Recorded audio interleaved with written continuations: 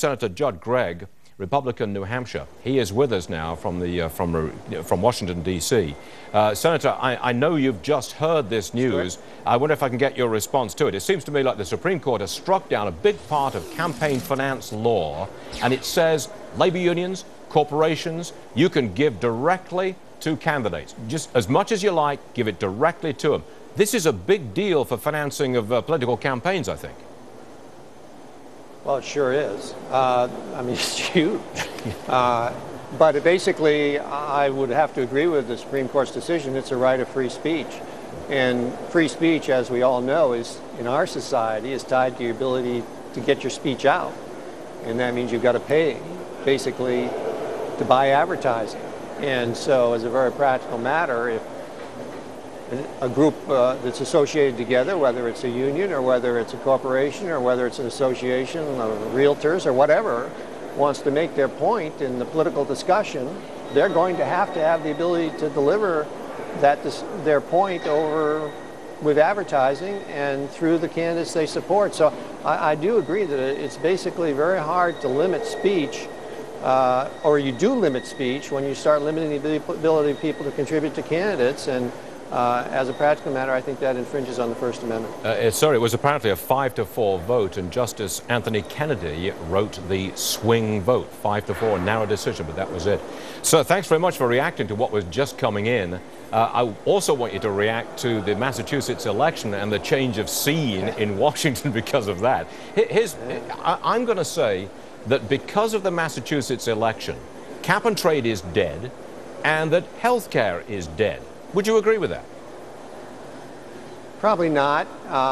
We got some folks around here who are pretty dedicated to sticking America with a massive new health care bill that we can't afford. And cap and trade has a pretty hardcore following too. So I don't think they're dead. I think clearly they're going to have to bring in their sales, so to say, because I don't believe that they can pass the massive bill. Maybe they can pass it through the House that came through the Senate now. Now, if they're able to get everybody in the Democratic Party to march in lockstep in the House and pass the Senate bill and send it to the President, then they will have succeeded. But the American people have made it pretty clear through Massachusetts and through New Jersey and through Virginia, all these elections, that they don't think this is a good idea to keep growing this government at this rate, because they understand it's in just plain common sense that if you pile all this debt onto our kids are going to get less of a quality of life than we got, and it's not fair for one generation to do that to the next generation.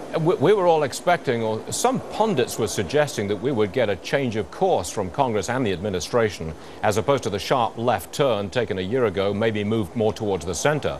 You're suggesting that they're going to keep pushing hard with health care, cap and trade. Let me ask you also about a second stimulus plan.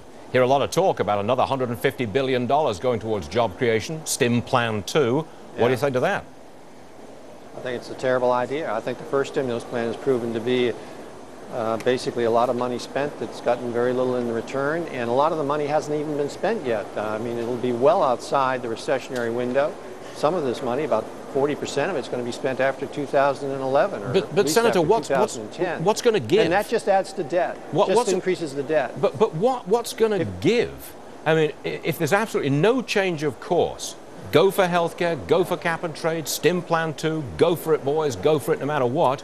Isn't that a kind of political suicide for Democrats in November? Are you urging them to do this, sir?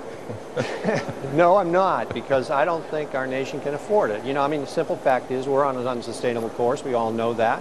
And it's pretty clear that if you continue to grow the government at the rate that this administration and this Congress is trying to grow the government, that you're basically going to aggravate our debt dramatically, and as a result, throw our country into a very difficult situation 3 or 4 years from now, when we won't be able to essentially pay our obligations as a nation. So it's not the course we should continue on. And what the Scott Brown election basically means is that we no longer have what I've called a parliamentary form of government here.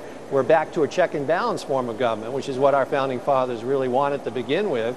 They didn't want us to be like England, where you basically can have one party run through whatever they want to run through because they have supermajorities and they use a parliamentary system. Now that there is not a supermajority in the Senate, it's going to be much harder for the Democratic Party to basically expand the government willy-nilly and basically spend like drunken sailors. Hopefully, we'll now have some sort of check on that, and we'll start to rein in this massive growth in the government. Senator Judd Gregg, firmly planted in the capital of the United States of America. Thanks very much for joining us. It's a pleasure. We appreciate it. I don't know how firmly, but I'm here. Oh, yeah, you're there. Thank you. Thank you, sir.